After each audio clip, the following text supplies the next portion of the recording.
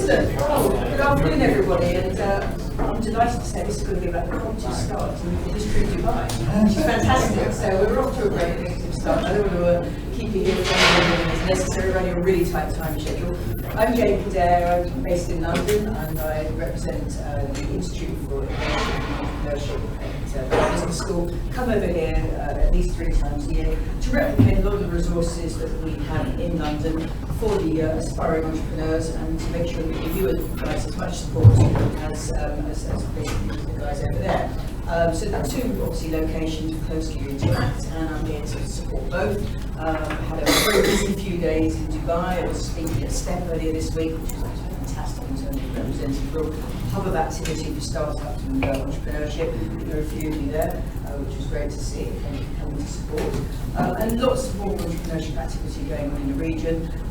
Aside from us offering mentors in the region, we also provide ad hoc events, typically run as a series, to really guide you through an entrepreneurial journey if you are looking to pursue that career path.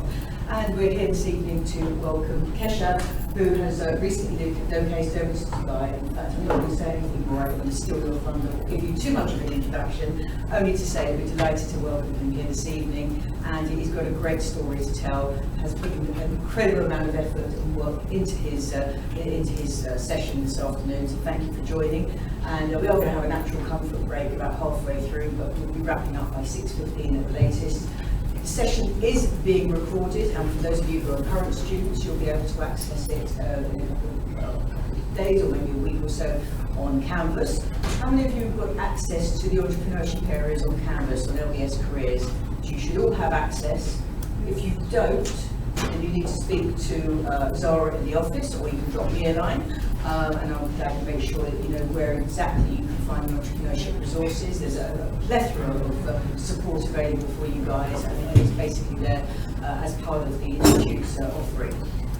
What I would say is if there is a sign-in list going round, if your name's not on it, well, if it is on it, please sign against your name. If it's not on it, please put your name on the back so that we know who's here, because it's great to have such a full room, and delighted to have the support for Keshav, which is so I'm not going to steal your thunder anymore. Off you go, and basically your story.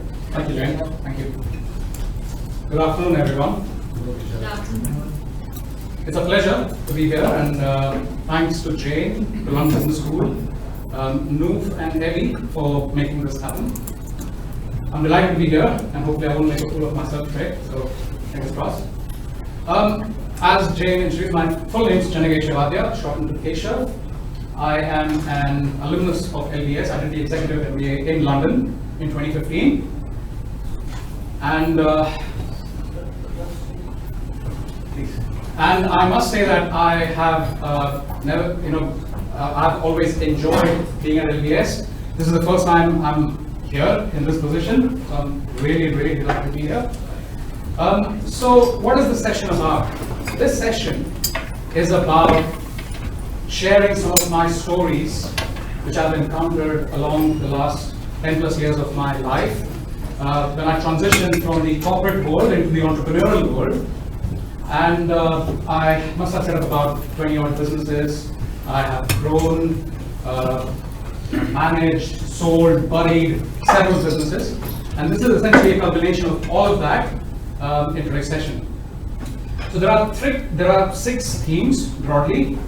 Stories from the shift is what we're going to focus on today, which talks about the transition from the corporate to the entrepreneurial world. There are other themes as well. Stories from the lift is all about growing businesses.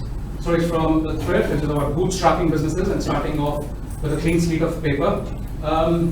There are others compared to parenting, to funerals, and to marriage. Hopefully we'll have more sessions in the coming months.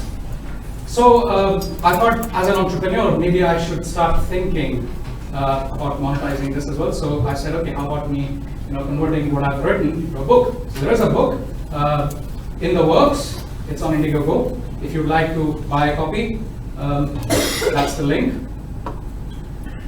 So a few people asked me, a bit of housekeeping. If you've got questions, please open up Slido, ask questions using that code, and fire away, and please be kind. If you're on Twitter, please tag CK Adya and LBS. and ask any questions that you might have. We'll have a 15-minute question answer session at the end. So a lot of people asked me when they saw the flyers that went out. Yes. Sorry to interrupt. Could you go back for the slide so that we can just take notes, and if we have questions on the way, we could type it down? No, unfortunately, because we're so hard pressed for time, the questions will be at the end of the session, if that's okay, please, because I understand a few of you have to catch flights and other important business to attend, so forgive me for that. So a lot of people ask me when I sent out the flyers as to why the retro theme was chosen. So the retro theme is from the 70s and the 80s, and it was to invoke a very powerful emotion, nostalgia. Nostalgia, as you know, is Greek for the pain from an old wound. It's powerful yet potent in striking the chord with people, distinguished cohorts, and alumni such as yourself, who've grown up in the 70s and the 80s. So you'll see a lot of references sprinkled across the whole presentation from the 70s, 80s, and the 90s. And it'll help you remember because it invokes the heart and not the brain. So off we go. So let's get started. Oh, that's not a technical glitch. Few of you remember. A couple of disclaimers. All these are real stories, nothing's made up. From experience, pretty much everything that you see is copyrighted material, so feel free to click pictures, but then, please. Okay. So I'll just quickly give you a brief personal introduction, just quickly summarizing how I transitioned so that it gives you the background. And once you have understood the background, you'll understand the psychological motivations for the shift. And then I'll take you through the traps and the lessons learned, hopefully, emphasizing on the dark side of entrepreneurship. So I think I should switch on the jamming signal for the mobile phones, because the last thing I want is people doing that. And hopefully you'll not be bored. Okay. So that's what the entrepreneurial world looks like when you start on day one. It's a clean sheet of paper. And then you build on it. So there are three types of people. There are the people who make it happen. There are people who see it happening. And there are the people who wonder what happened. Any guesses who these three people are? Well, the people who make it happen. The entrepreneurs, right? That's right. And what about those people who see it happening? The analysts, the investors, or the MBAs, right? And what about those people who wonder what happened? The academics. So, the definition of an entrepreneur is someone who jumps off a cliff and builds a plane on their way down. Another definition of the entrepreneur is a person who willingly works 100 hours a week just so that he or she doesn't have to work for 40 hours a week, sometimes for free. There are some other interesting definitions of entrepreneurship, but I could take an entire section on it. And then you wonder, like, why? Who are these people? What do they do? What's going on? I mean, like, are these people crazy? Right? And then you dive deeper into these leaps of faith that these people have, and then you'll understand the psychology behind the shifts. So just to give you like an elevator pitch of what I've done in my career. I started off as a solopreneur, as a consultant, working for small businesses in India, primarily focusing on the software development side of things. Then I joined one of the world's largest incense and fragrance companies, Ransom Group, working on supply chain management, but more on the technology implementation side of things again. And life was very kind to me. I got an opportunity to work for Morgan Stanley, primarily on post-merger integration, straight-through processing, prime brokerage, and corporate finance. And I also worked for Marks & Spencer and Sainsbury's during the height of the financial recession. No, I was not at the tills, but more on the technology side. Then life took me further into the merger and acquisition space. I was involved in the shotgun marriage between HBOS and Lloyds, and then learned how to package data at IMS Health, which is the world's largest market data provider for data, for big data, etc. And then I reached an interesting phase of my life, just like many of you have gone through. So what do I do next? Should I go back to school? Should I start my own venture? Should I, resume working for the corporate? So I took the safe bet. I became a solopreneur. Okay, a lot of intense thinking went into this, obviously, just like you guys have. But then I joined LBS in 2013. Then I also started a big data technology services company, and worked with some of the large names in the business, but primarily as a consultant, starting with myself, but then eventually grew that to about 50 people. And I also dabbled with a number of entrepreneurial ventures alongside, taking all the learnings at LBS and pushing them into these entrepreneurial ventures, like reconciliation platforms, which was a big failure, a training services company, which was a moderate success, marketing analytics platforms, working for large media houses, predicting the success failure of movies, which was a moderate success again, which led me to the world of investing.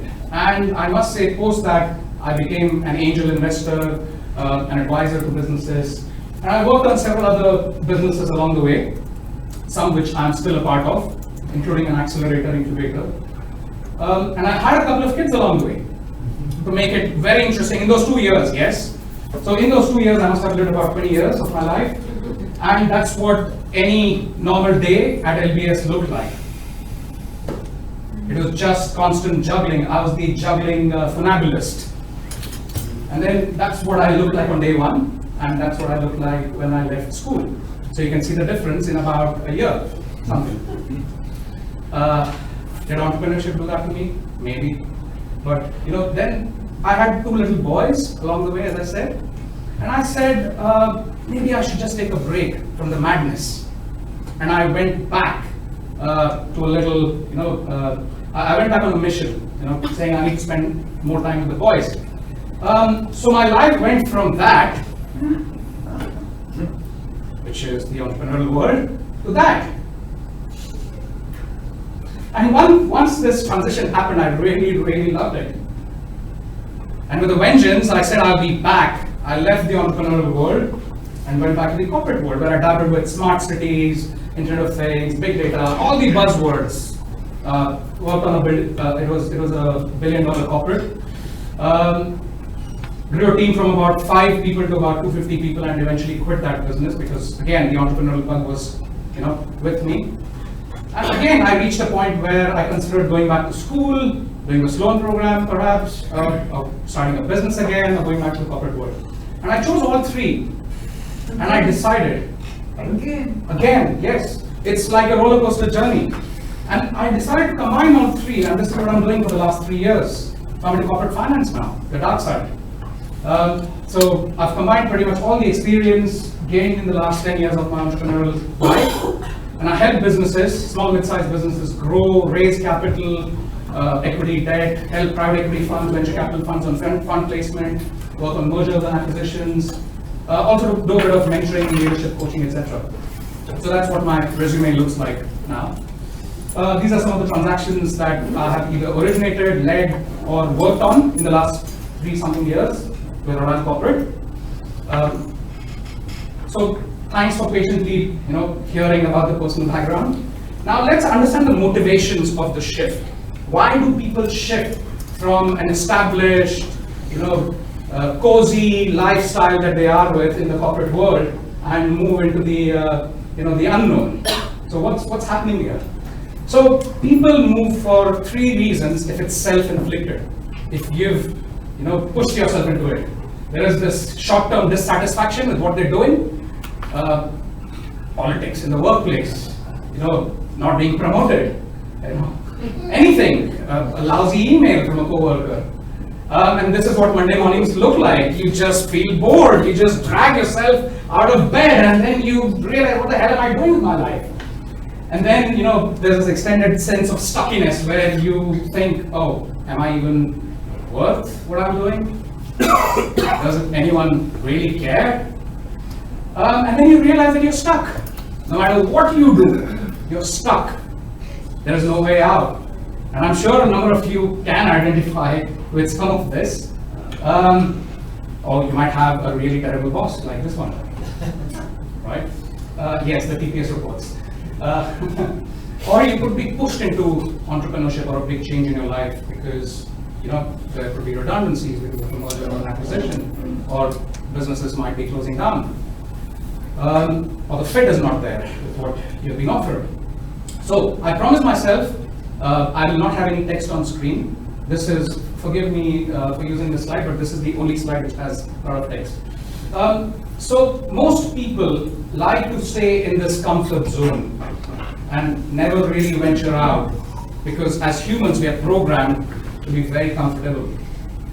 And we approach change as bad, whereas actually it's really good, because that's where most of the growth happens. So, to move from the corporate into the entrepreneurial world, you have to unlearn a lot of things, a lot of good habits and bad habits that you've built over the years. So how do you make that shift happen? So let's look at skills from a slightly different lens here. So this is the effort required to become the best at anything. So, Nadal is the best in the world simply because of the efforts he's put in. Now, if you are to invest time, money, effort into becoming good at anything which you like doing, that's the kind of effort to get to the national or the international stage. Let's look at, and when I say, an expert, something like this, right? Fighting Agent Smith with your eyes closed. But now let's combine two skills. Let's see, the kind of effort you require to combine, to be the best at two combined skills. So that's the kind of, you just need to be in the 20th to the 30th percentile to be the best at two things or two skills. And if I look at my skill stack, so I think I'm good at engineering, psychology, design, storytelling, and public speaking. Now, if I look at it from a slightly different perspective, that's the overlap area. To be the best at those 5 qualities, skills, I have to be, in the 10th percentile. I know this is a confusing way of looking at things. This is what I picked up from research on skill management. But let me break it down into blocks, which is a little easier to visualize. So if I break these blocks into my skills before I dabbled with entrepreneurship, this is what it looks like. And during the course, I identified that in addition to my skills, there are these gaps, which is why I went back to business school. And I did the executive MBA program.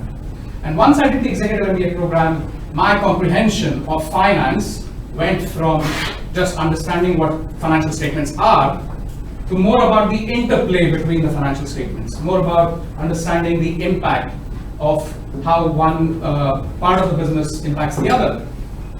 Marketing went from just those 4 boxes to that. I'm sure a number of you are going through a similar exercise in your MBA program. And that's when I felt really, really amazing with these new skills and with the power generated. I applied that to my businesses. So, I reskilled myself, went back to the entrepreneurial world, and started working on the interplay between these two functions, between all these functions. And then suddenly the world dawned upon me that, entrepreneurship is for me. And that's how I made that shift. I realized I had the power. Gained an appreciation of various, phases of the business, about capital markets like never before, about marketing, about networks. London Business School's network is one of the most powerful in the world. And then I started applying sector expertise, domain expertise, that is geographic expertise, and all of this, and got into corporate finance. So that's essentially how I shifted from being in technology into corporate finance. So thanks for patiently bearing with me about the background in this shift. Now let's go to the main topic of the day, which is the traps and the lessons learned from the shift. Okay? So, anyone know what this is? South. Admiral Akbar. He realizes it's a trap and he says it's a trap. So when you feel it's a trap, I would just like some of you to say it's a trap. Okay? Because that's one of the key takeaways from the session. So the biggest shift is in the shift of the mind, the mentality. Going from being a farmer in the corporate world where there is a predefined role, a set of responsibilities, and all of that. It's a cozy place, right? Covered, protected, secure, to that. To a hunter. You don't know where the next danger is going to come from, right? And once you've understood this, you understand it's a trap. So before really coming out of your comfort zone, you will say, okay, should I even venture out? And then next is the plan B trap. You think that you might try entrepreneurship for 10 months and see what comes out of it. That's Chuck Norris. Only Chuck Norris can do what he can do, right? You really can't do that in real life. So if you hear someone say, oh, well, let me try entrepreneurship for a few months, see how it goes, you know where they're going to end up, right? It's like driving 2 planes. So if there's an ongoing plan B, it means there is no plan A. You have to be in it or you're never going to succeed. Because it's a trap, right? Right.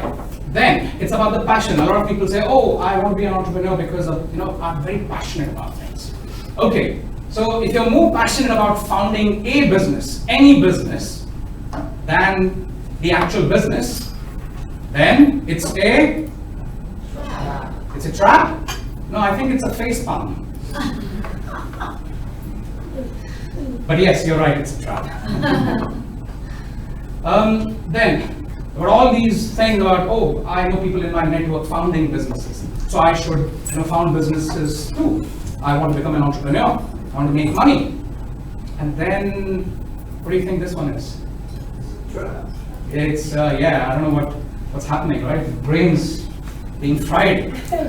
But yes, it's a trap, you're right. Someone said it's a trap.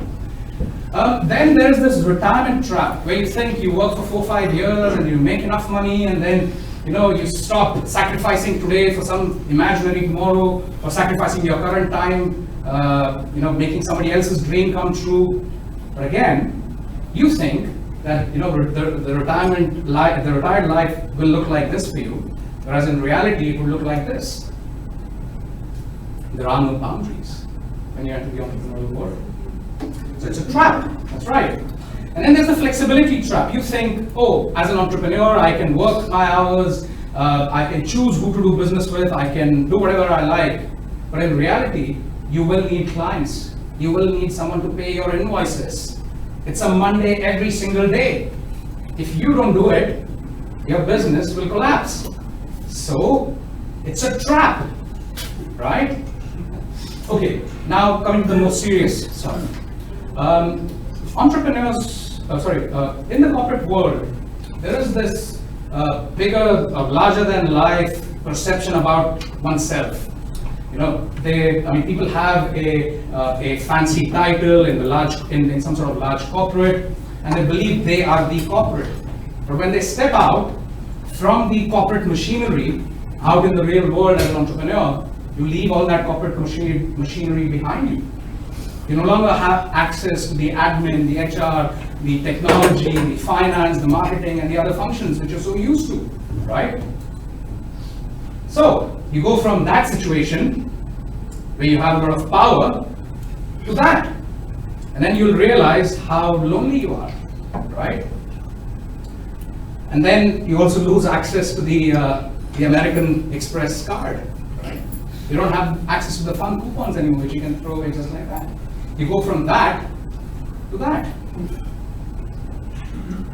And you have to plan your finances really well, which is something we'll get to in a minute. But you have to be prepared for these shifts from flying first class and in private jets to that. Overpooled. And going from your caviars and champagnes and vodkas to scraping the bottom of the barrel, finding as much as you can from what you have. Okay, hopefully it's not that dark. And you're so used to signing out at 6 p.m. or 5 p.m. But in the entrepreneurial world, you have to work all the time. As I said, 100 hours a week for free, for long. So, when you have made this shift in your mind, in your mentality, you're prepared to be an entrepreneur. That's literally the first step, right? Now, once that's done, it's about the business model, which is key for the success. A lot of you, I'm sure, are with a corporate, and you trade your time for money.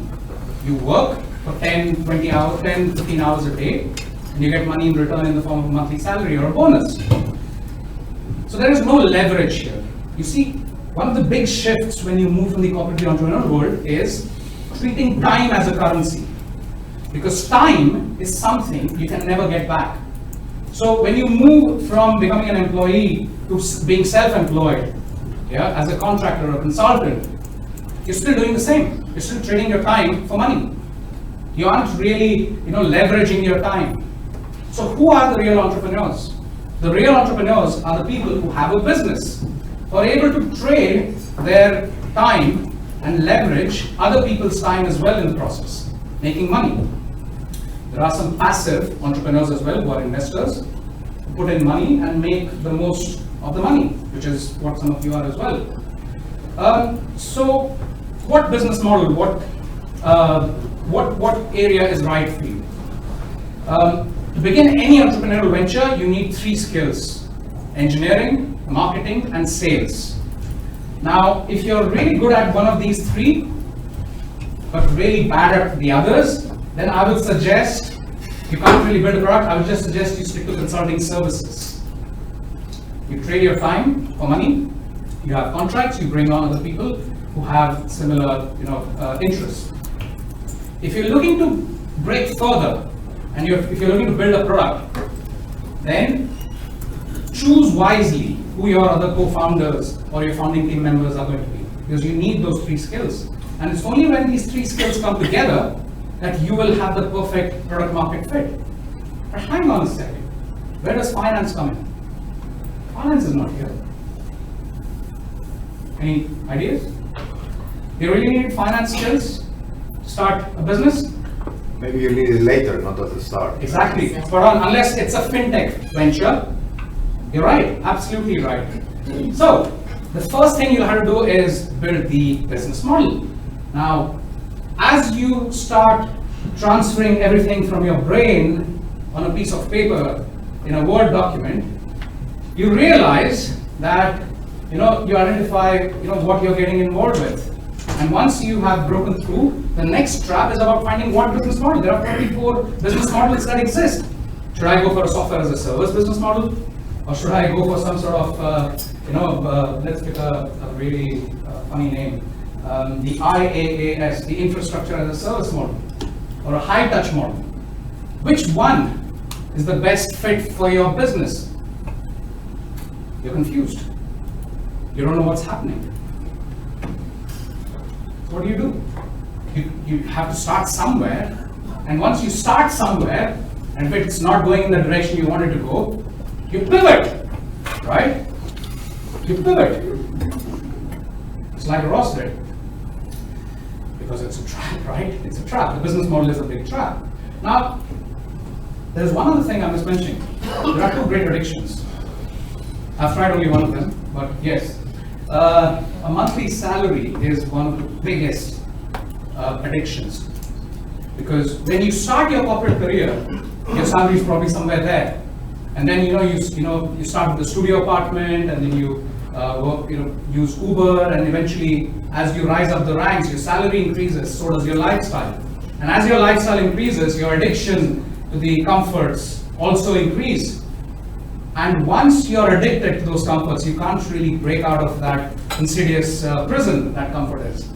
So, if you manage to break free from the addiction of the monthly salary, you have to have your cash flow covered, your personal cash flow, your business cash flow, and any investments that might go into the business for at least 2 years. If you have that kind of money, then step out and try. If you don't, then life is going to be very hard, because cash is king and cash flow rules. I'm just checking. Do you want to sit there?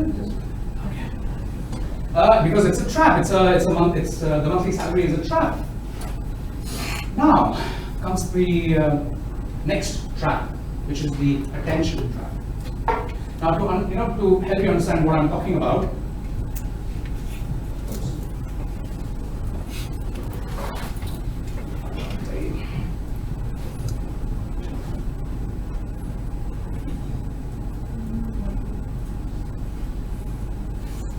trap. It is a trap. Oh, this is the perennial presentation links, right? Ah, man. You want to rewind that maybe? Okay, all right. I'm going to full screen and might be able to play it. Okay, that's a great idea.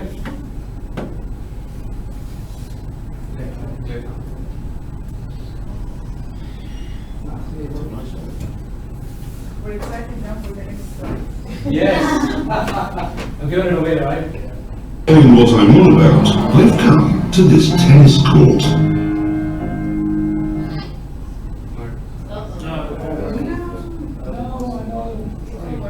Knowing what I'm on about, I've come to this tennis court.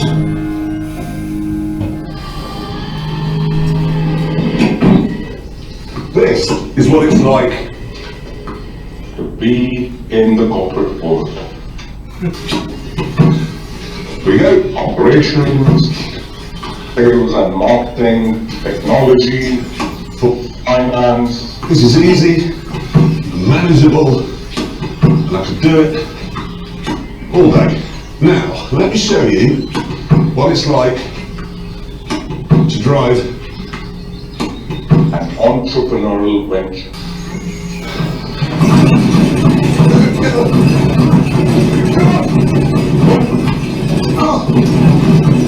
Oh, in the face!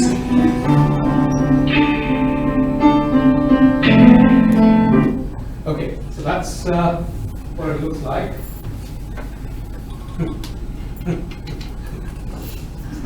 The key bit, yes, it's a trap. The key bit is about the attention, about getting things done. So let me ask a simple question. How do you catch many Pokemon?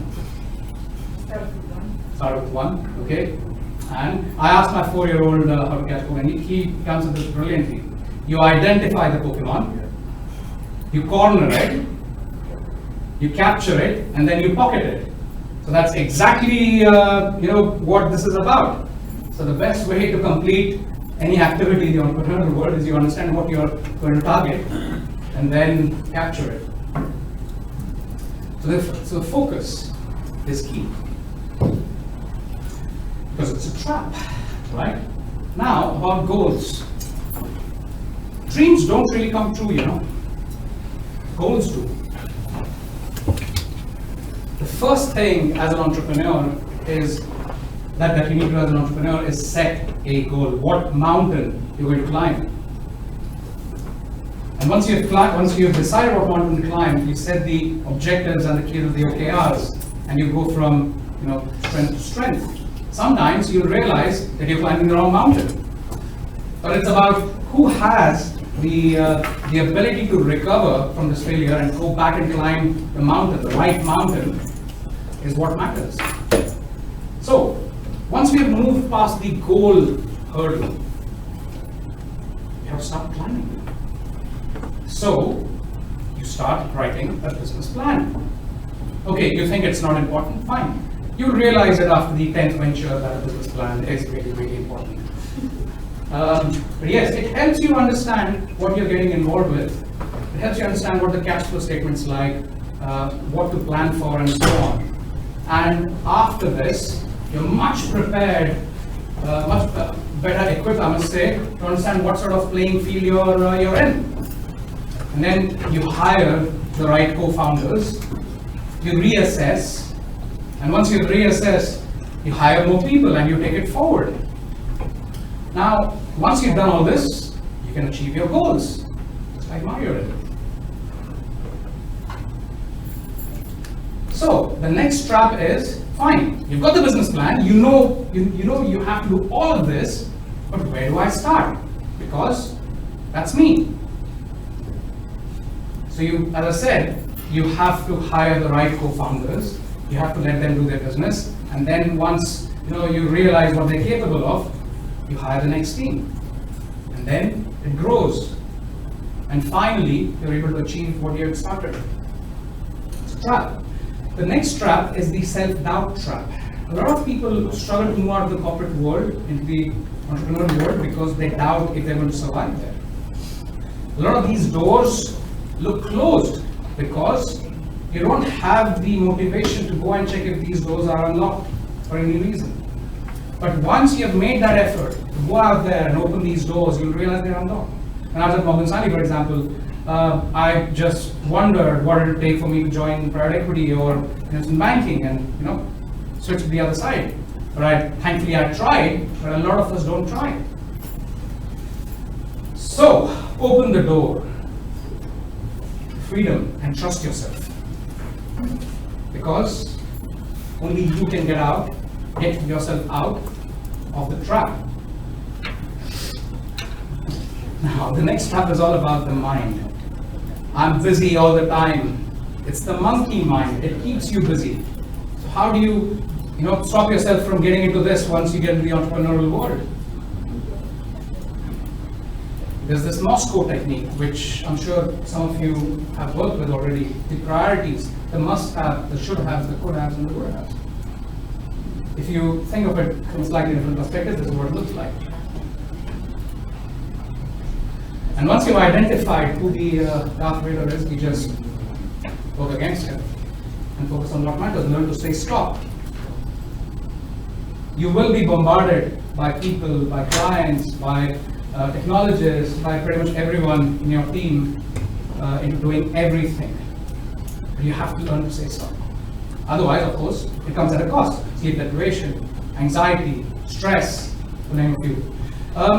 Now, can someone tell, can you think of one word that comes to your mind after seeing this? Well, he could have just used his hand. Pardon? He could have just used his hand. I know, but what's that one word that comes to your mind? Differentiation. Great. Overconfidence. Any others? Daring. Pardon? Daring. Daring? Okay, that's right. Lucky, ridiculous. Talent, yes. New skills. Yes, all very good words to describe, but then it's just overconfidence, right? He has the skills, he has the audacity to do it. So, how many of us have fallen into this trap of overconfidence?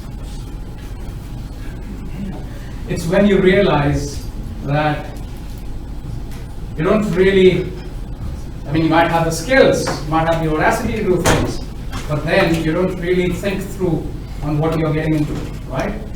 Because of several biases which we face as humans. The first bias, the strongest to kill any entrepreneurial venture, is the hindsight bias. You think that you can see the road ahead and judge the road based on what you see in the rearview mirror. You look at the past and you predict what's going to happen in the future, whereas you're in a completely new playing field. You can't really base decisions in the future based on this rearview mirror, right? Then there's this whole optimism trap. Just because it's not happened to me ever, or anyone in my network ever, it's never going to happen to me.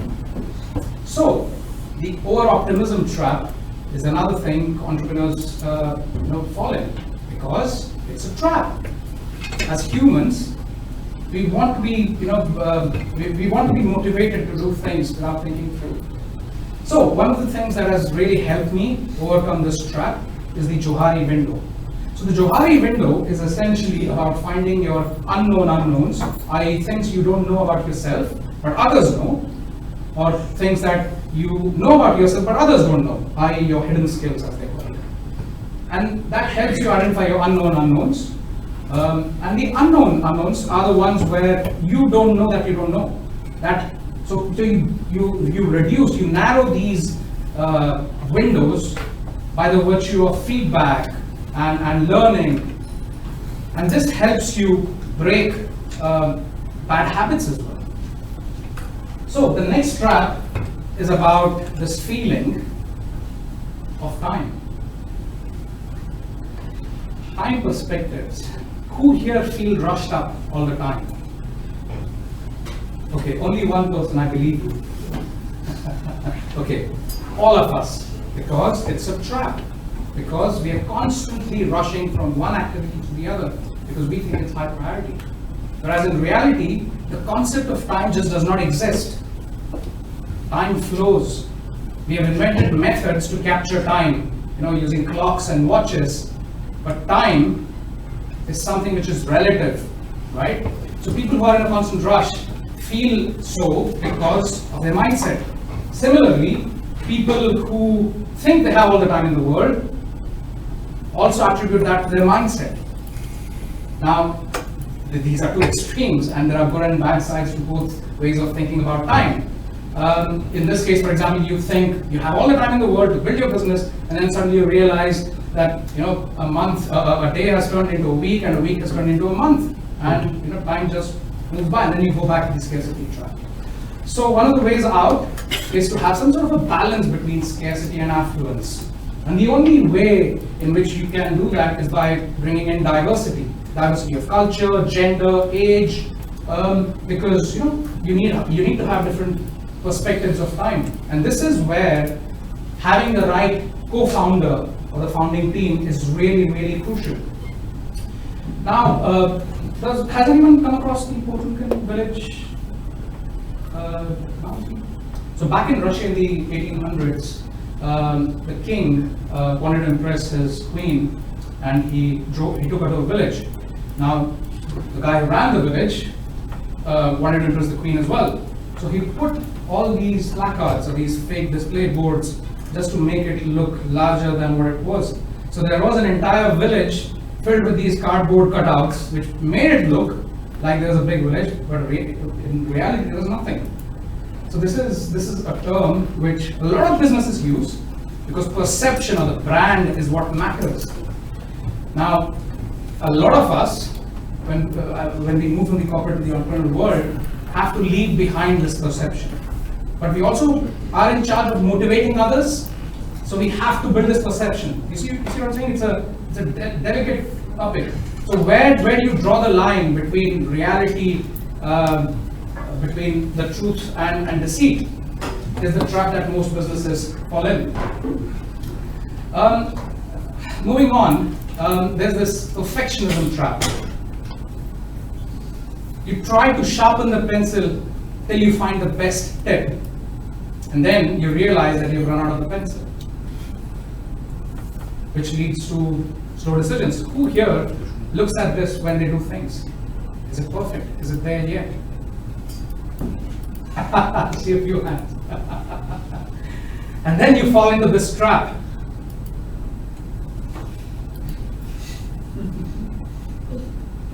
Now those people outside, they are the clients, the investors, your team members waiting for the decision for you to do that. So this is a trap.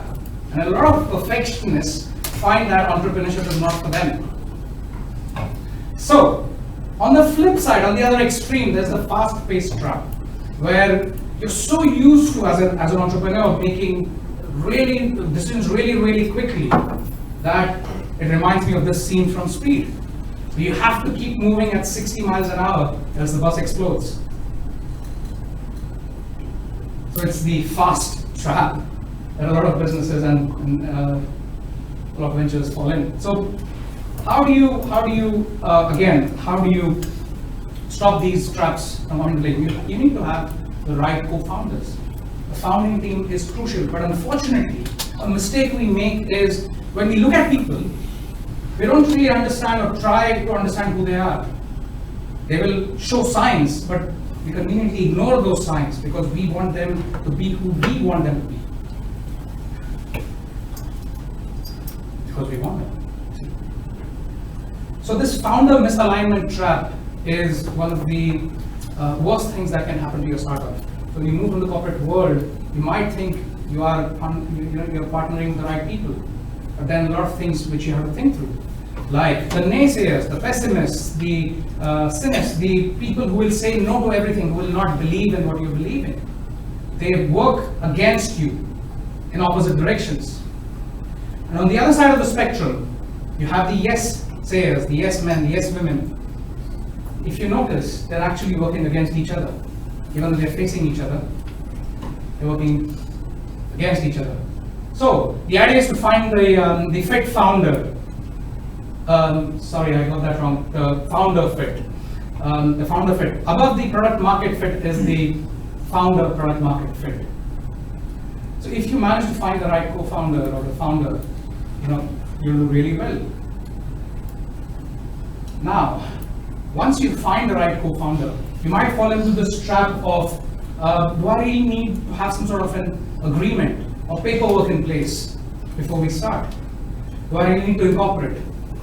But then because you're trying it for the first time, you don't know where it will go, it might fail, it might succeed, but then you see if it succeeds, you will end up in a situation where, because there's no paperwork, people are free to claim whatever they want to claim.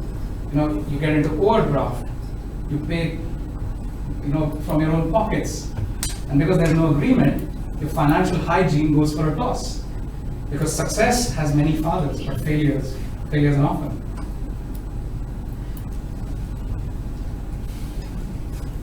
Failure is often. And once you realize there's no agreement in place, this is what happens. This is common. Why do you think businesses fail in the first year? Because of this. Some reasons are this. Then there is this fundamental attribution error trap, the FAE, which is a psychological concept where you blame others and blame their character for anything bad that has happened. I.e., if someone's late, or if someone's leaving, or if someone's doing something which is not acceptable, you blame their character. They're always like this. However, if the same thing were to happen to you, it's because of external circumstances. It's because the taxi is late, or I was caught up in traffic, or something else, but it's not me. So how do you break out of this insidious cycle of the FAE? Empathy. Again, a very potent expression. If you put yourself in the other person's shoes, you will be able to understand the situation there and hopefully break out of this trap. I'm sure there are a number of people who work on sales in this cohort here. But when you start a business, this is often the most ignored aspect of running a business.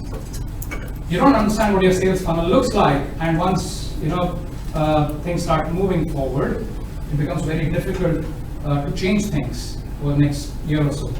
So the only way out is to find your go-to-market fit early on. What you're selling, where you're selling, who you're selling it to, and then create the sales funnel based on that go-to-market strategy. Sales is often ignored by a lot of founders. But trust me, it is one of the key skills to have. And then finally, the victim mentality trap. It is always somebody else's fault. It's the system's fault. It's the government's fault. It's the co-founder's fault, the client's fault. It's my skin color's fault. It's somebody else's fault. We are used to all of that in the corporate world. The brainstorming sessions turn into blame-storming sessions. But unless you come out of this and you realize that you are accountable for pretty much everything in your life, it's very hard to become an entrepreneur. That statement doesn't really hold good. Bad things don't happen to good people. Things happen, it's about the perspectives. It's about how you approach the situation. It's a trap. So, this is the last slide before we break. A couple of slides. Once you move past all these traps, and once you set up a business and you have traction and all of that, you will encounter more traps on the way. I'll let that sink in.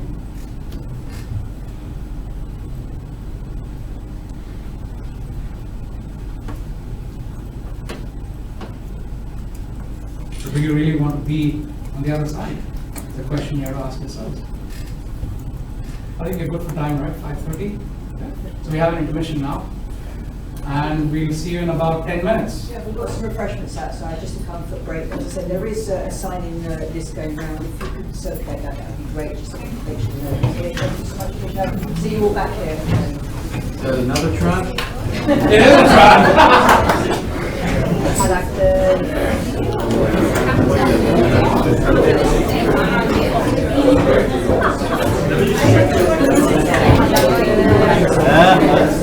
شباب ما تنسوا صوتي اسبوعين ها يلا Very good, but very good question. I'll tell you, I want to take a course in that.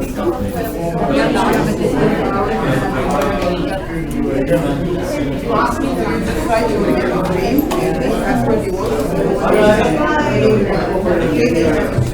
See you in 2 weeks, huh? Gala, you're leaving? You're leaving? Yeah. Okay, bye. What time is your flight?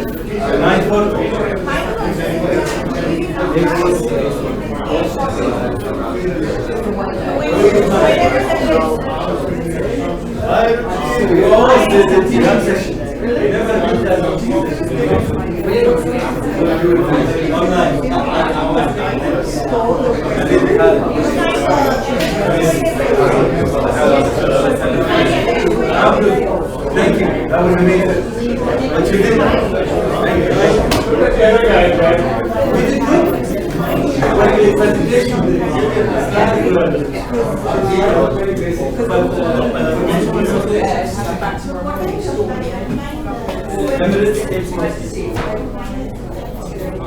Oh, you have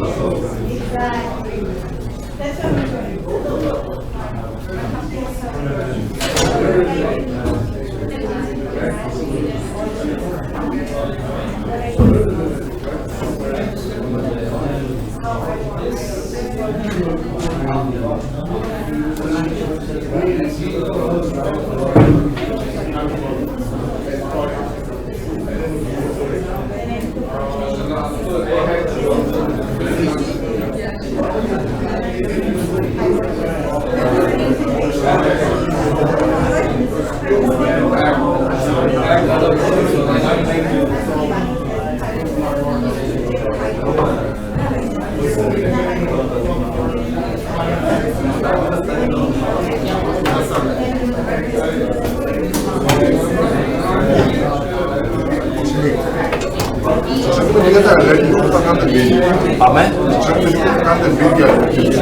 Έχουμε καιρό ακόμα, νομίζω είναι Απρίλιο, Μάιο. Αλλά θέλω λίγο να... Θα σε πάρω για καφέ. Για καφέ.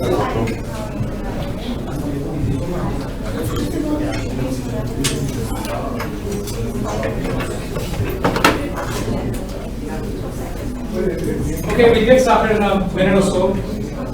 Allow people to settle in.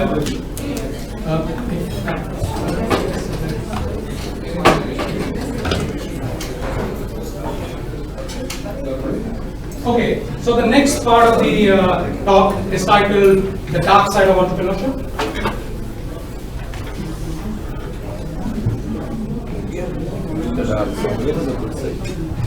I'll get started.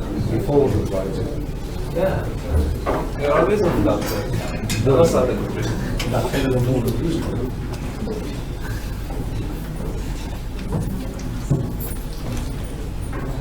So the next session is about the dark side of entrepreneurship, where we discuss the not so good things about entrepreneurship, and hopefully by the end of the session, you will be able to appreciate all these risks that might come your way and ways to mitigate them.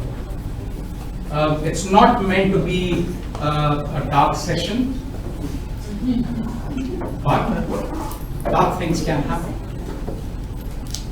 So, the first toxicity of entrepreneurship is the chronic stress and the anxiety of getting things done, of doing things yourself, of finding the founder, the finances, the right people to deliver, the clients, writing the legal paperwork, pretty much everything. You do everything, right? Now, how do you get out of this toxicity? Sometimes you bottle up all this stress and you take it inward, which makes it worse for you because the only way to channel out all that stress is against your loved ones, against yourself, against people you work with. In the corporate world, thankfully we are steered clear of all of that via various levels of hierarchy. But in the entrepreneurial life, this stress can kill you, literally. So, the next toxicity is about the delayed success. And when I say delayed success, it's like this. Things can be really, really slow to start.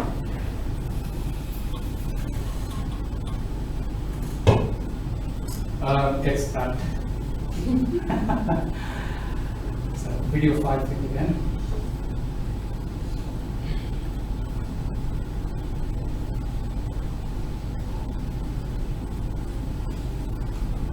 Things can be really, really slow to start with. And it's not starting. Try again, because it's a trap. Okay.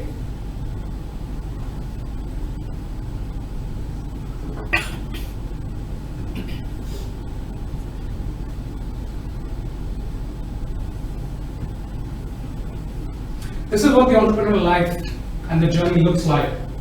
You will end up with a lot of things not going your way, and you just crave for success, but you just keep on trying, and suddenly success will start coming.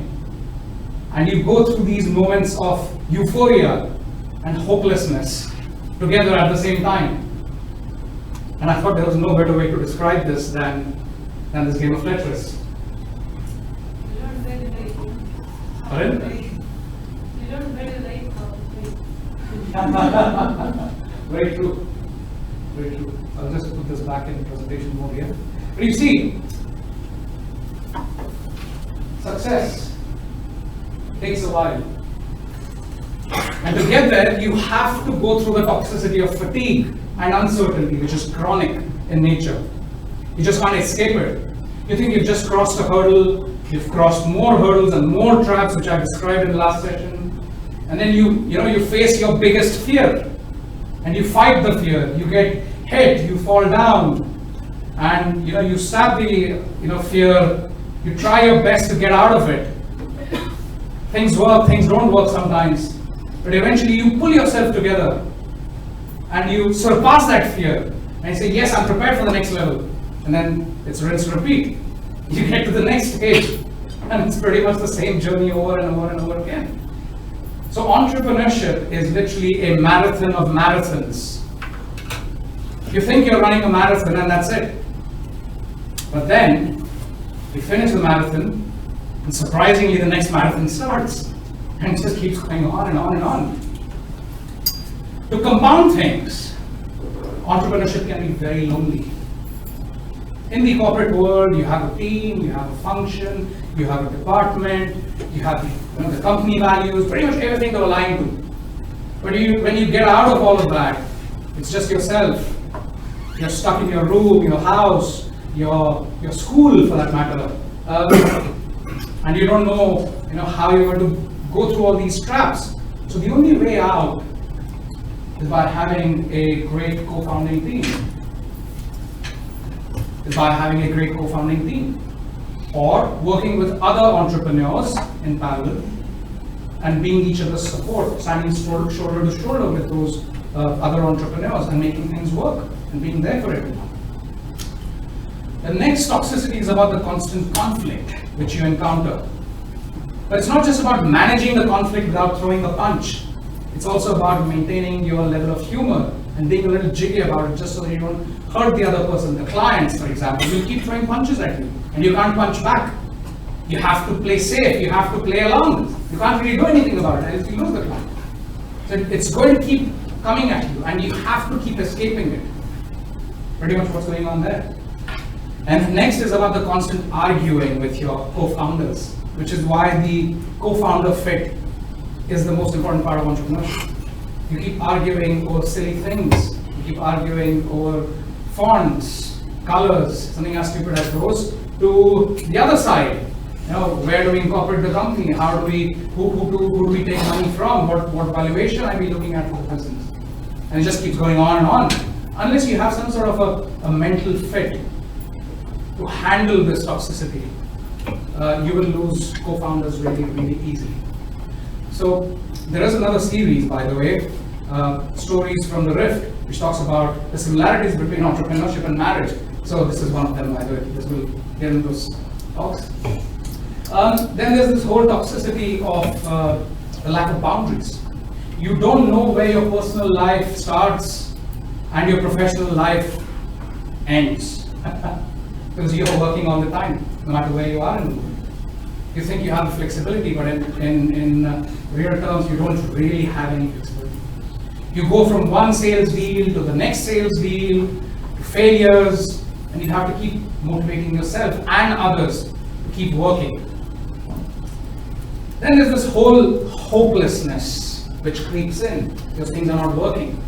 You spend time, on these transactions for months and nothing really comes out of it.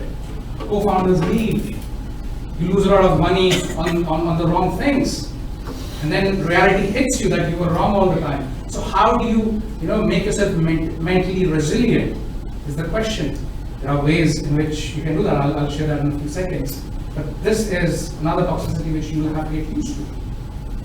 And there's the sleep deprivation, which creeps in because you're working all the time. For about 5 or 6 years, I used to sleep 3-4 hours a night. 5-6 years. It's taken its toll, but then you see, you get used to it. I'm sure a lot of you must be doing that with the executive MBA and juggling between a corporate life and the travel and everything else. But then in the entrepreneurial world, that's normal. There's no sleep.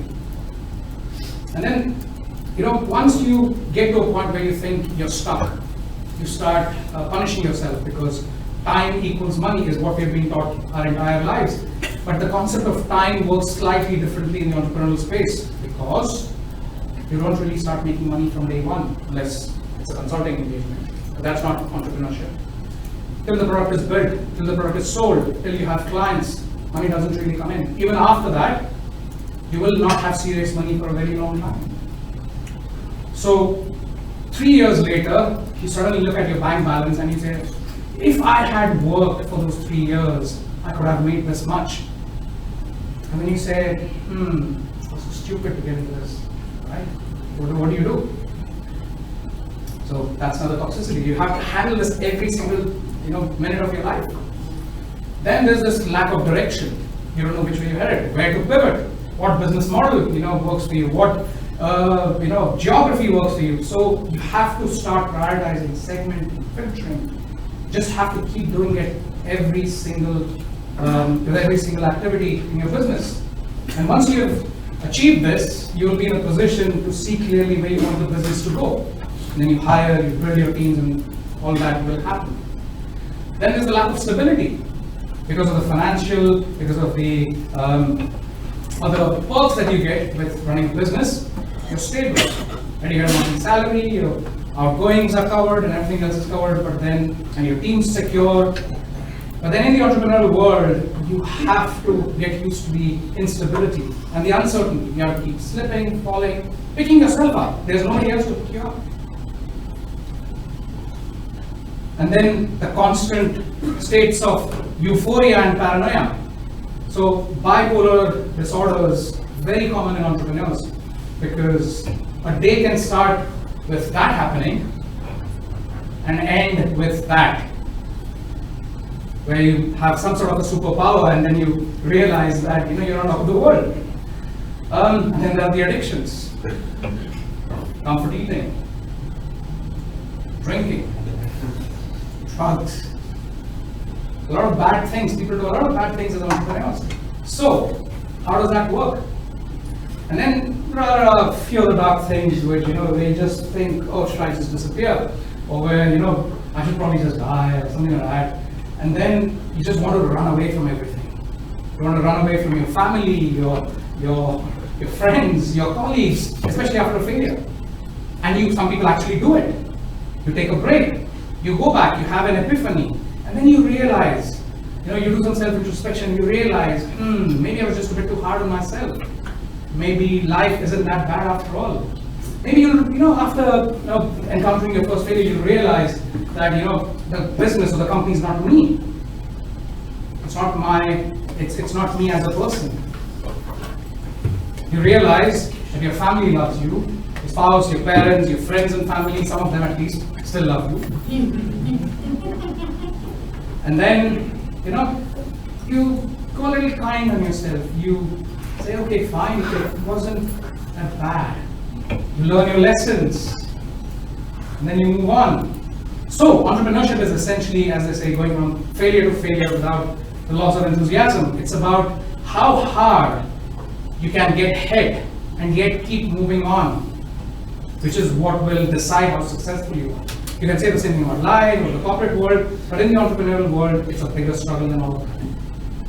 And then you prepare for the next venture. That's not me, by the way, just to be clear. And then, just concluding this topic, burnout in entrepreneurship is very common. Burnout happens because of two, types of passion. The first passion is the harmonious passion, which is actually good because you're focused, you know what needs to be done, which works very well for the corporate world. But on the other side of the spectrum is the obsessive passion, which most entrepreneurs have, which is why they're able to break the shackles and get out. So, unfortunately, it comes with a lot of side effects. It comes with, identifying yourself to be the business, and the business failing is you failing in life. So, relying on one facet of your life for everything is not the right way. You practice meditation, even though the whole world is burning around you. You practice meditation. It's not about being calm and quiet, but it's also about it's all about controlling your emotions in the most difficult of times. Sleep is underrated. Getting those 6, 7, 8 hours of sleep is really crucial for the survival of your body, which is, not really accounted for. Then exercise, especially the exercise from the 80s, really works, really helps. An exercise for your body and your mind, by the way. You take a break from what you're doing. Travel, something which you all do in the corporate life, doesn't really exist in the entrepreneurial world. You develop patience. Something that used to take 3 months could take 12 years and 3 months, as it happened here. Remember this episode. And then, essentially speaking to anyone about what you're going through, with your emotions, your feelings, with what is happening. In the corporate world, we have mentors, we have mental health champions, but in the entrepreneurial world, there's nobody to help you with that. So, entrepreneurs go through mental health problems. And the only way out is to actually speak to someone and pour it all out. That's the reason people need to have mentors, board advisors, people who they can look up to and who can guide them in areas of their mental well-being. So, if you're thinking of moving from the corporate into the entrepreneurial world, think again, because it's not as rosy as it seems on the outside. It's hard. You're responsible for everything in life. You can work from anywhere, but then you work all the time. So, that was very dark. Yeah, Forgive me for that. Let's come to the bright side of entrepreneurship. You get to follow your passions, right? You get to follow what you really like doing. You live and breathe your work. Now, forgive me for highlighting all those points, but a lot of people need to be made aware of the perils of entrepreneurship, because it's one thing learning from others' experiences, and it's another thing experiencing all those traps yourself, right? This is a good way to de-risk, what comes your way. Hopefully it was not too dark, but forgive me if that was the sentiment. Living your passion, right? You get to choose what you want to work on, what you really like doing without the shackles. The time taken between deciding and implementing suddenly goes for a toss. You can do anything at lightning fast speed. The freedom that comes with not working under artificial boundaries or in a role. You're free to do anything and everything that you want to. And the variety. You can work on sales, you can work in marketing, finance, some things which you've never worked on in your life before. And you can get a real life experience of all of this. And then it's about the personal fulfillment. It's like cooking a dish, right?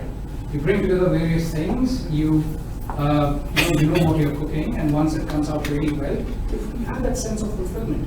You've actually done something, right? Something as small as cooking a dish can give you that sense of that sense of fulfillment. Imagine what creating a successful business can get you. And there's the flexibility. We discussed the flip side of flexibility, but then there is the actual benefit. You get to choose what you want to do, who do you want to work with, etc. But then it's like a movie strip. There is no free lunch. And finally, the money, of course. Does this even need a mention?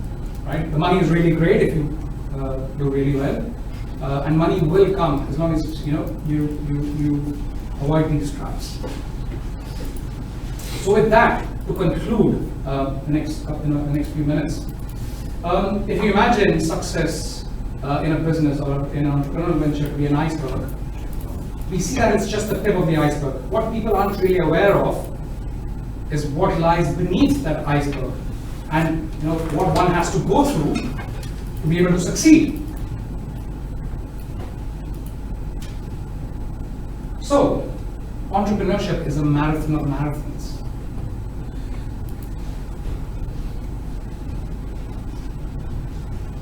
Pain is inevitable, but pain is the biggest teacher. You will fail, you will learn.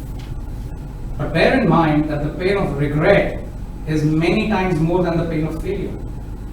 In the corporate world, you don't want to end up, a couple of decades later only to realize, I wish I had tried that when I could. That regret will live with you for the rest of your life.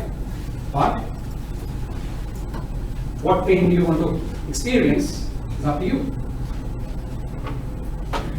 Then,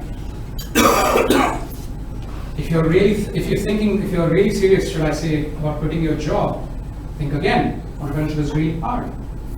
But if you plan your finances, if you have a great team, if you choose the right product, the right market, you will be able to succeed. But don't quit your job without a plan. Reassess where you are financially, skills-wise, and then take that leap of faith. And finally, kindness and empathy go a long way. Kindness towards your co-founders, yourself, your family members, your actions, they go a long way. Are you ready to take the plunge then? Have I dissuaded you from getting into entrepreneurship, or have I actually apprised you of the risks that you will encounter and prepared you for those risks? Are you ready to take the blue pill or the red pill? It's a question you're asked yourself. So, yeah, that's all, folks. Thanks very much for the opportunity again.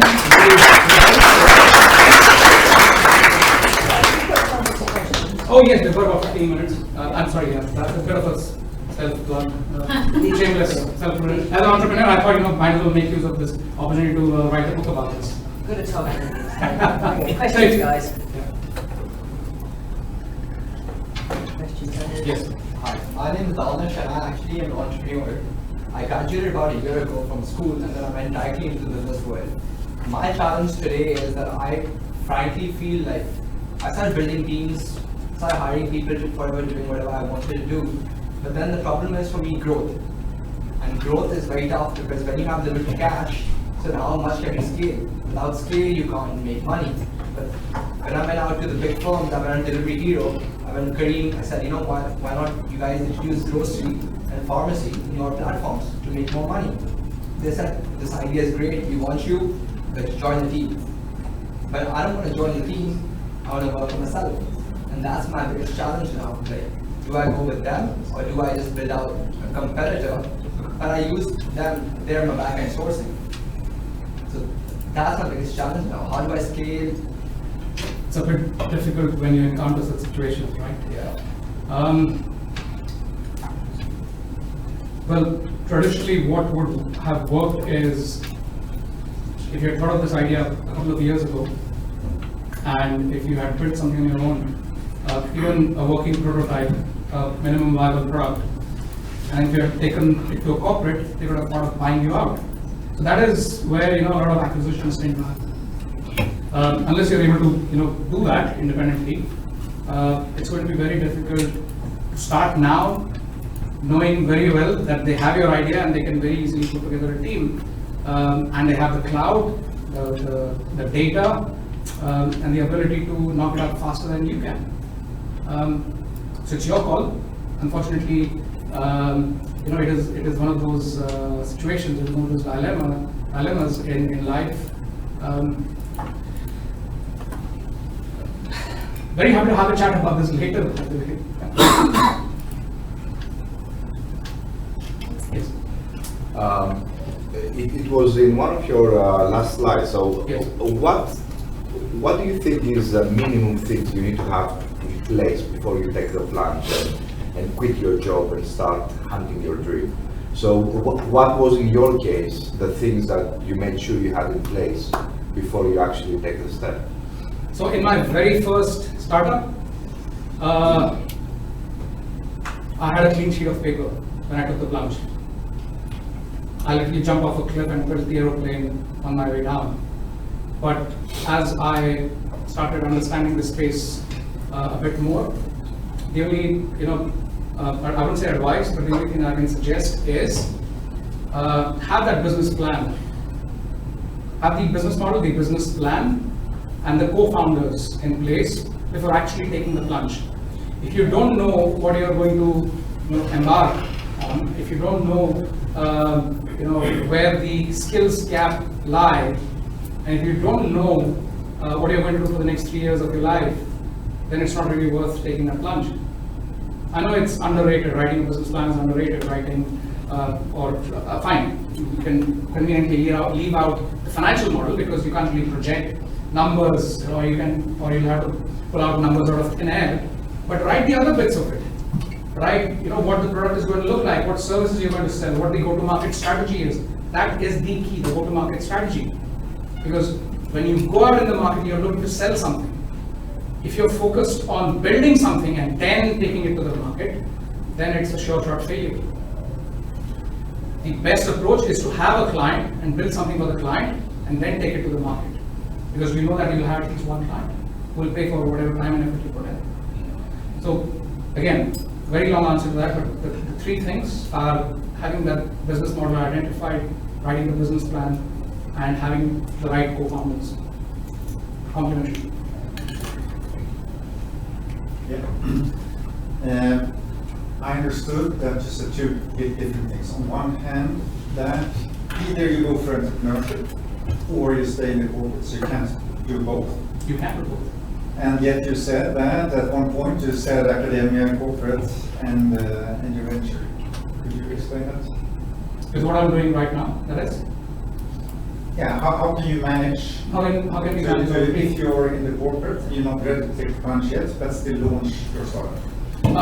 So you have corporate ventures.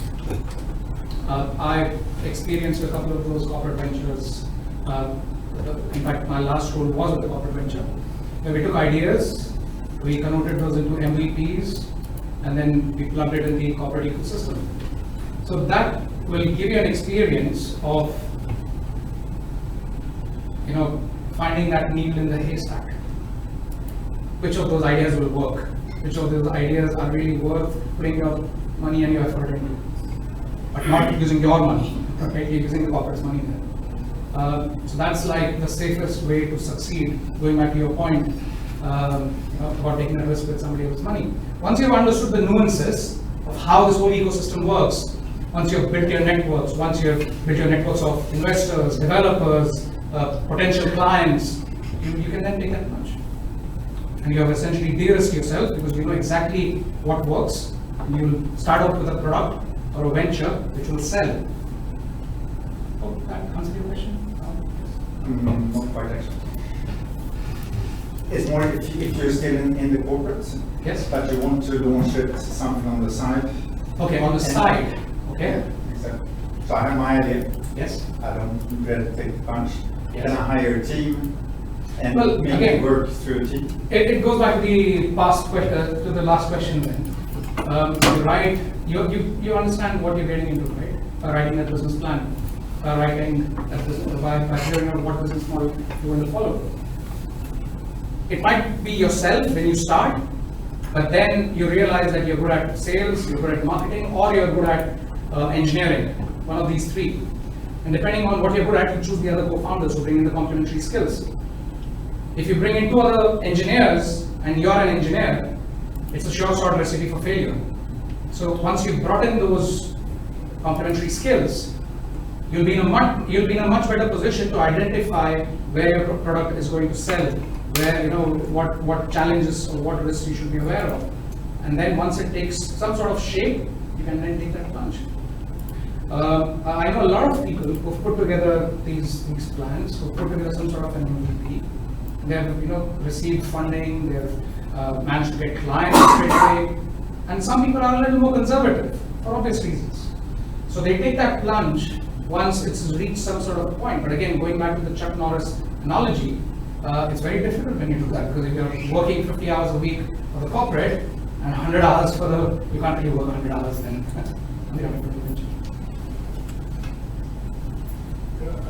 So how do you find good co-founders? I mean, I think that's the first trap, and the easiest one to fall into, because it's you don't really know people that well. Even if you do know people, you discover later on that you really don't know those people. It's a great question, and it is one of the most difficult experiences in starting businesses. So there is this old adage which goes, the best way for you to lose friends or family is by starting a business with them, right? So think twice before partnering with someone in your family or some of your close friends.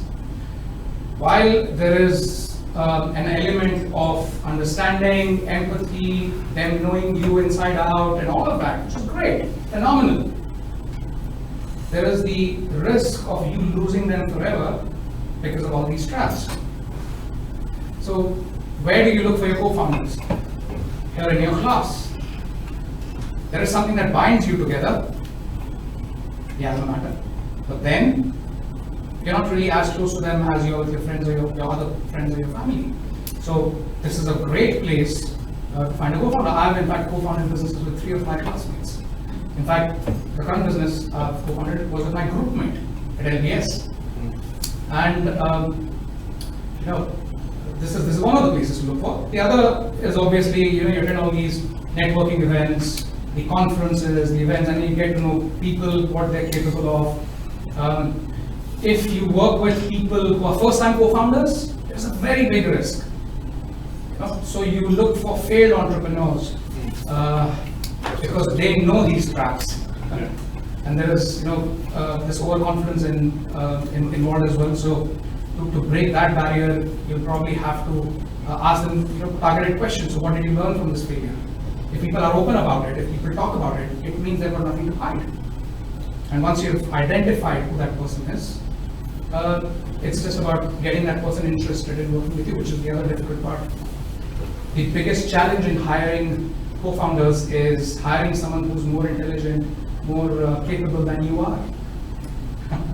So I know it is a very long-winded answer, but there is no magic recipe. It's very difficult. It is something you'll have to struggle. It's just like a life partner, right?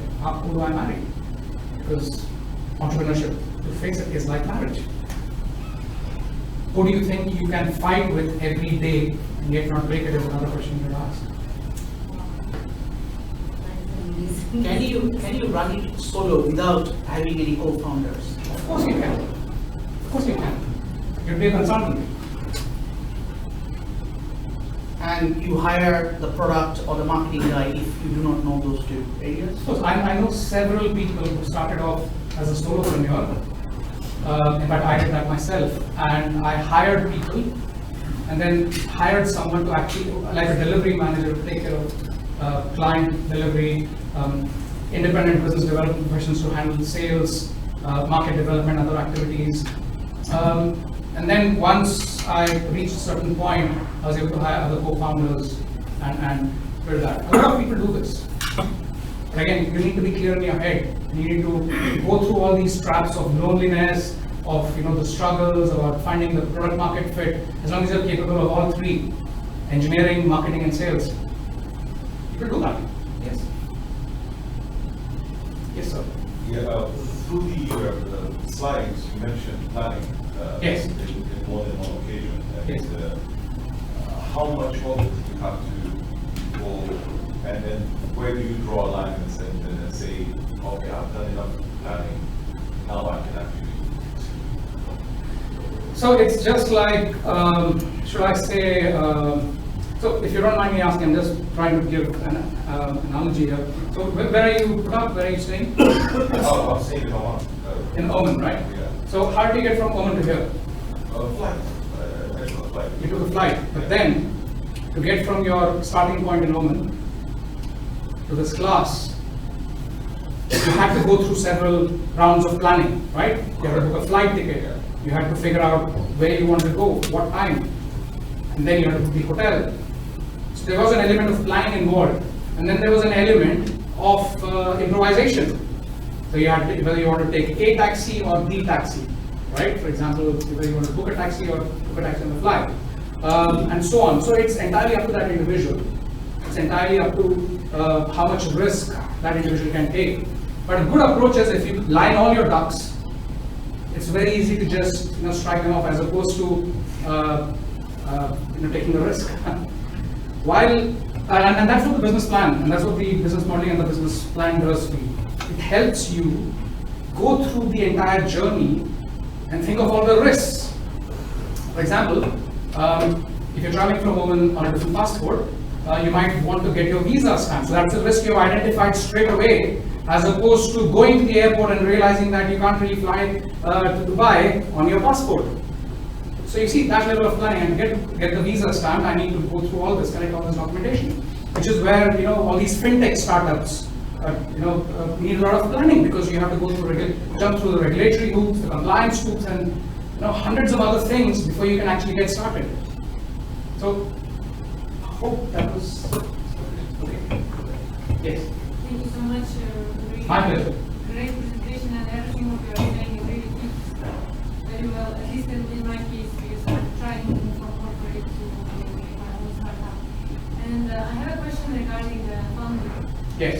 At early stage, would you recommend to go for angel investors and make a seed funding, or shall we try to kind of validate our idea with our own money? That's a great question.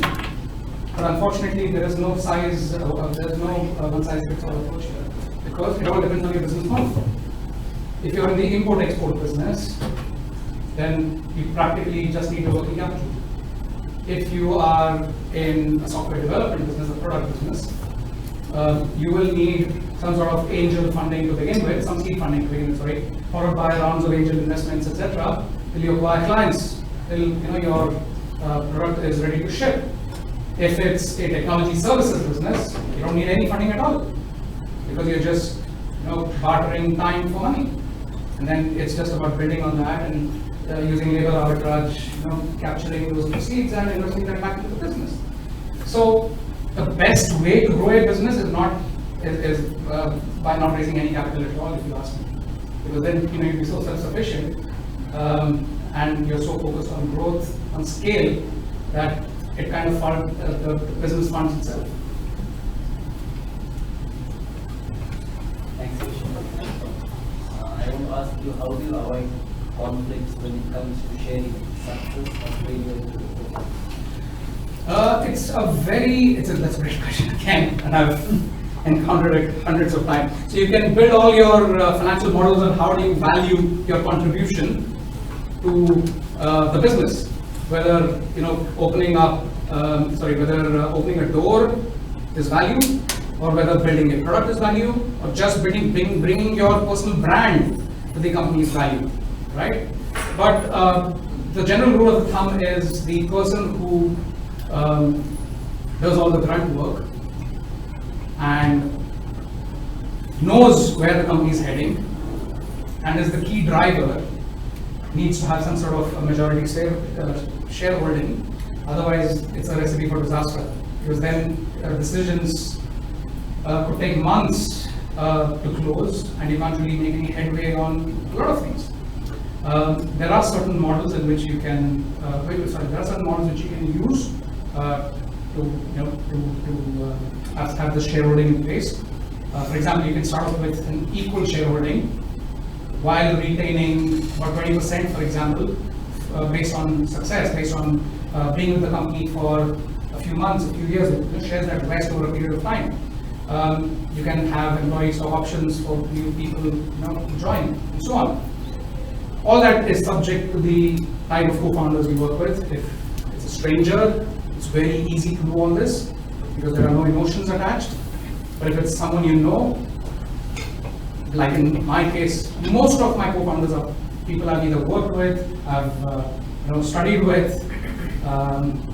It becomes very difficult to merge this stuff.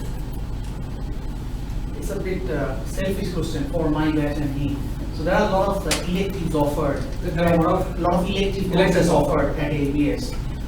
If you are on the entrepreneurial journey, what are the type of courses that you should be looking for in the elective side? Again, that's subject to what your skills are, really. But in general, if you have a specialization in something, finance, and you've worked in finance for 20 years of your life, or if you've worked in technology or engineering for most of your life, or marketing for most of your life, who's complementary skills? That's why you're here, right? And you're here to acquire skills which will help you broaden your horizon, and secondly, help you appreciate these complementary skills which you're not a specialist in. In my case, a lot of my electives were focused on growing businesses, on financing businesses, growing businesses, managing corporate turnarounds, private equity, venture capital, understanding the capital markets, and so on, because I wanted to focus on the financial side of things because that's a skill I do not have. However, there are a lot of CFOs in this cohort. There are a lot of people who are successfully running divisions, general managers, for example, CEOs, CXOs. For them, the motivations could be something else. And my suggestion is, whatever you don't have as your current skill stack is what you should look at targeting. And LBS is amazing in that respect. It offers a breadth of these electives. Sorry, yes. Mr. Keshav. Yes, sir. Thank you for the presentation. I believe most entrepreneurs, they have a certain fear at the beginning because it always starts with an idea. Yes. And I believe the fear is whether that idea is a successful idea or not, whether you're bringing in a product or a service offering, whatever it is. Yes. So how would you evaluate the idea to start with, especially if you don't have enough funding at the beginning to do a market research or stuff like that? So what would lead you to take a step forward towards an idea that you have? What would be a major evaluation process? That's again a fantastic question, I must say. Sometimes we all wish that we could travel in the future and see if it was really worth it, right?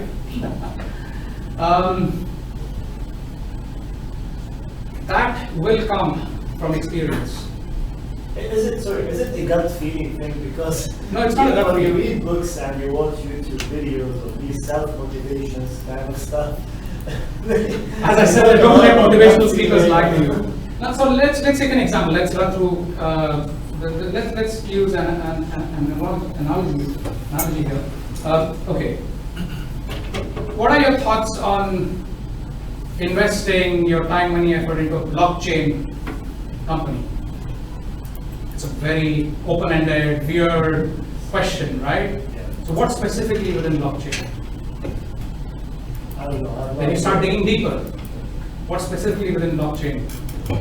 Okay, you're creating a token. Okay. What token is this? Okay, it's a token which is used to convert real estate assets into tokens. Okay. Does this have a client? Is there someone else in the market who's already doing this or has already done this? Simple Google searches will give you a lot of answers, trust me. If you spend a few minutes on Google, you will get to see that there are businesses who have already built this token. Basically, try to find your own competitors. You find your competition, that's right. If there is competition and if they've grown from, let's say, the one person who thought of the idea and 5 people that he has right now, that's like the perfect space to be a part of. Because you know that you're not alone there. when people or entrepreneurs come to me and they say, nobody else has this idea, it's so unique, we are pioneering. I say, okay, what are your horses? All right. Virtually okay, coming back to this point. And then you start digging deeper. And then you start making those calls. You try to connect with those competitors, try to understand what's going on. And once you've established that, yes, there is a definite market need for that token, and once there are clients, it's about how do you capture a share of that market, which is what matters. And once you know that there is a need, you start identifying what skills you lack. So for example, you might be a finance guy, and you might have the real estate expertise, which is something you're really passionate about. You don't have the technology expertise. So you search LinkedIn, you attend these conferences, these events, the Blockchain Expo, the GITEX Expo, and then you encounter all these founders and really passionate people who are really passionate about blockchain. And you say, okay, I've got this idea, do you want to participate? Yeah. And then then you start with the business plan, you understand where you're going, and then one thing will lead to another. So this is one of the ideas. You have to unfortunately, rinse and repeat for the other ideas as well. Yeah. This is why being an investor is so difficult. Yeah. Because everyone has billion-dollar ideas, everyone has amazing, financial models. So how do you? Can I add something on that? I'm not sure which stream are you in you're doing the MBA program. Okay, so there are some nice courses as you move along. We're doing strategic management right now that provide you some very nice value frameworks, some frameworks overall, like the customer value, the 5 forces, so that you can filter your idea and you can make it better or see if it works or you need to pivot to something else. Ask the audience lifeline here. And of course there are electives later that are around these kind of things that you can choose. But strategic management we do just now has a lot of value to provide in this, like how do you evaluate my course? Yeah, it's a course. Yes, thank you. That lifeline was well reserved. We actually have to wrap up. Okay, just throw one question, sorry to interrupt. Just one question. What do you think? Yes. Well, maybe. To me, I really have to reevaluate because the traps and the difficulties were over. Actually, it's brilliant because you get to learn from others' mistakes. Bring it on! I think, why don't we reverse the question and ask Keshav if he's got any regrets? And I think that would be telling. Keshav, if you did it all over again, would you do it differently? Do you want me to tell you the truth? Yeah. Read the book.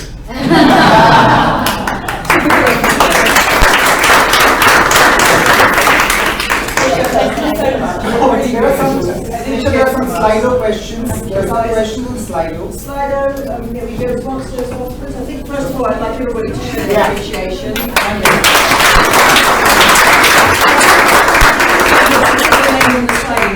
Okay, so I know exactly who's here. You're all welcome to reach out to me, to reach out to Keshav. Keshav is one of our entrepreneur mentors and residents, as he briefly mentioned at the beginning. For those of you who want to access that great resource, you can do so from Canvas. We're going to distribute for you so you can all sign up on Canvas to make sure that you can have a session with Keshav. He's a fantastic resource for the school, and we are pleased to make the most of his time. Stay around for a few minutes. Yes, absolutely. Thank you so much. Yes. A question to you. Absolutely. Entrepreneurship summer school. Yes. How does all of this fit into the entrepreneurship? So the entrepreneurship summer school is in fact an elective, and essentially it's not run by me, I run the experiential initiative on the school. If you reach out to Jeff Skinner, then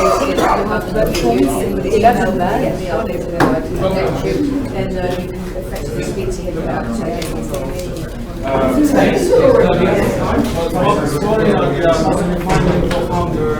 Maybe going ahead. I'll get my business cards.